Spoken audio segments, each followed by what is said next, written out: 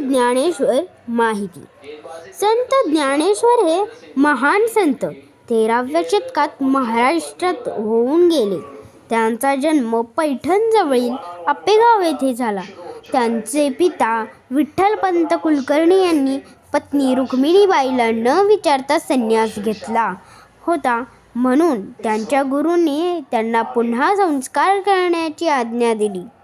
संस्कारात पडल्यानंतर त्यांना निवृत्ती, ज्ञानदेव, सोपान आणि मुक्ताबाई अशी 4 अपत्ये झाली.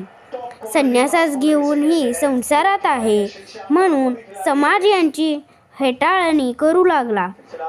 त्यामुळे ज्ञानेश्वरांच्या मातापित्यांनी आत्महत्या केली. परंतु मागे उरलेल्या 4 मुलांचीही लोक संन्याशांची मुले म्हणून टवाळी करू लागली. म्हणून ही मुले पैठण येथे गेली. ज्ञानेश्वरांची विद्वत्ता म्हणून तिथले लोक खूप प्रभावित झाले. निवृत्तीनाथ हे थोरले बंधूच ज्ञानेश्वरांचे गुरु होते. त्यांनी ज्ञानेश्वरांना आज्ञा दिली की तुम्ही मराठीमध्ये गीतेवर एक ग्रंथ लिहा. त्यानुसार ज्ञानेश्वरांनी ज्ञानेश्वरी हा ग्रंथ लिहिला. ज्ञानेश्वरांनी पुष्कळ अभंग, भारुडे ही लिहिली. त्यांची पंढरीच्या पांडुरंगावर नितांत भक्ती होती. आजही पंढरीची वारकरी ज्ञानोबा तुकाराम असा गजर करतच पंढरीची वारी करतात. संत ज्ञानेश्वरांचे अभंग.